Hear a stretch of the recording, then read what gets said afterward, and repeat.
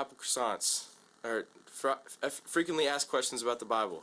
And one of these frequently asked questions that you might have is, who does God save us from? Some people think that God saves us from our own sin. Some people think that God saves us from the grips of Satan. And sure, there are things in the Bible, texts, descriptions of the Bible, that can lead us to believe that. But the truth is, God saves us from himself, and more specifically, his wrath. One verse that says this is Ephesians 2, verses 4 through 5? Yeah, 4 through 5. But God, being rich in mercy, because of the great love with which he loved us, even when we were dead in our trespasses, made us alive together with Christ.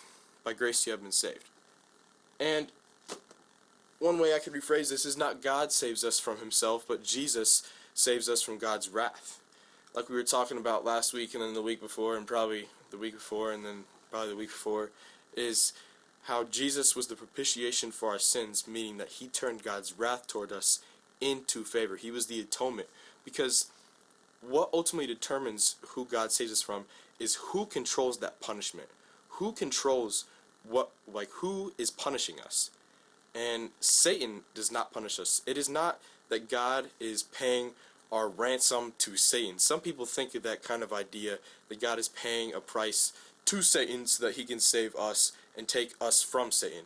And that is not what's going on. God has created us in his image, and he has allowed Satan to roam on this earth. Satan does not have authority. He is not possessing us. Some people allow Satan to be living around them, to be giving into sin. But I'm not here to talk about a bunch of spiritual warfare. I'm here to talk about who God saves us from. And the fact that we are not saved from Satan, but from God, gives us insight into God's plan. Because we really like to make ourselves the center of this story when it comes to literally everything in life. People think that we are ultimately God's end in everything, in creation, in salvation. We are the end of everything. But no, it's actually Christ coming down, dying for our sins, and God being glorified in that. That's God's end. That's God's ultimate plan. And so while we are a part of that plan, we are not the center. Christ is the center. Him being glorified is the center. And so there are three ways that we can describe this. We are saved by God, from God, and ultimately for God. And so we can think we, or we. But what I want you to think is God, God, and God. Because God is the center of each of those three topics. It's not about us being saved from God, but it's about God saving us. And so this is so important. That might sound confusing to you, but I want you to think, what were we put on this earth for? Why were we saved from God?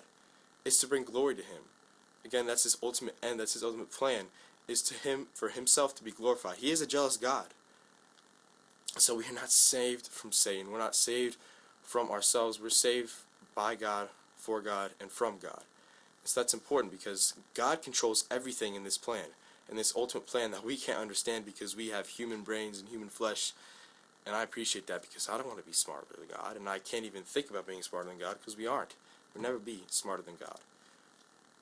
And so live knowing that you're saved from God, and live knowing that you were saved for God and by God. Because, man, that's a lot.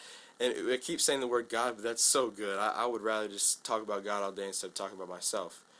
And so live for God today, because that's what he calls us to do. And we want to do what he calls us to do.